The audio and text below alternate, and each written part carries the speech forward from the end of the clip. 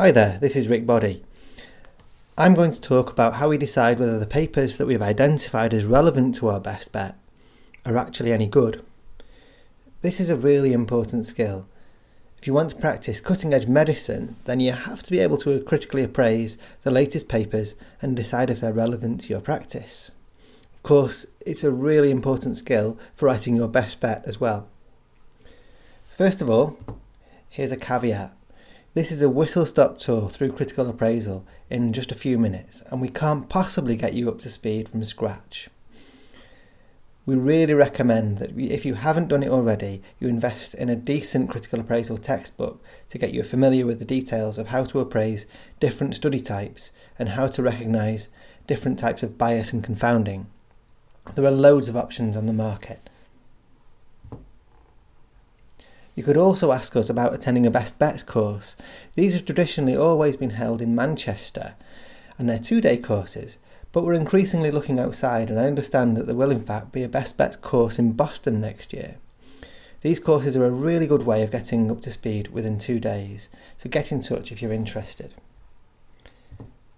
To start off with, I'll talk through how to read a paper and how to do it quickly. This is what I generally do. First of all, read the title and the abstract. You'll need to do this, of course, to decide if your paper is relevant, but having done it, you'll already be getting some idea of the quality of this paper. You can then pretty much skip through the background. This section really just sets the scene. It tells you why the work is important. From a scientific perspective, this is the least useful part of the paper. Most of the time I skip straight to the objectives, but make sure you read this section. Of course you'll find it right before the methods, and the objectives should always be clearly stated.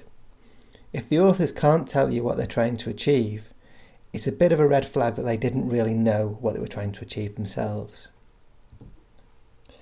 We then go on to the methods section, and this is the most important part for critical appraisal, and it's really important to go through this carefully.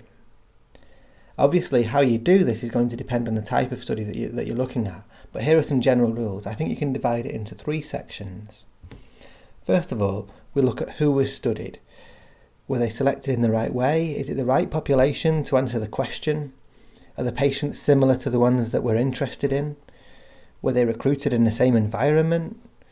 And is there any chance that there was a selection bias, i.e. that some types of patient may have been systematically ignored or not included? And that's really important to help us decide what we can take out of this paper. Then look at what they actually did in this research. Look at what they did to the patients. Did they apply tests? Did they give them an intervention? Did everybody get those tests or interventions?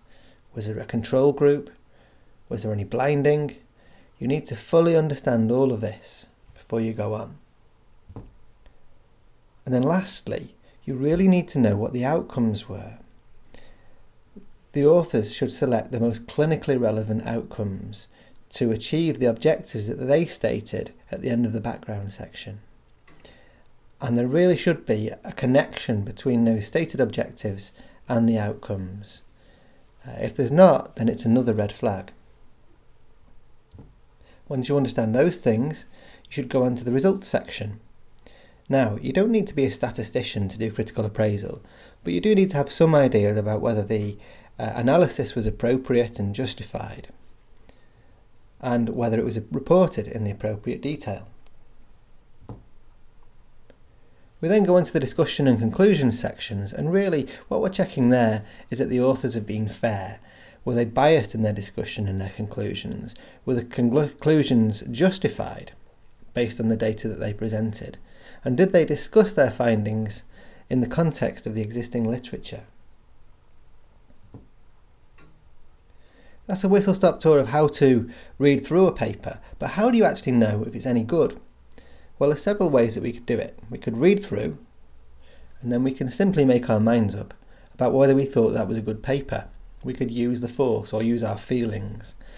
Unfortunately, going with our feelings isn't very good.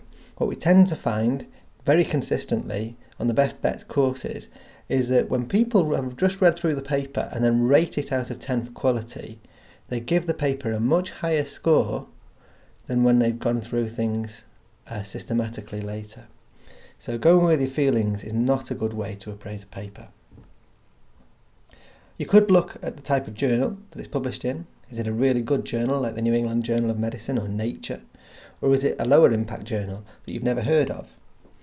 You might expect that to get into the New England Journal of Medicine, the paper has to be a lot higher quality.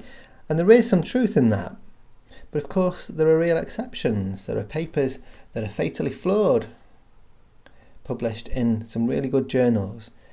There are also some belting papers published in lower impact journals.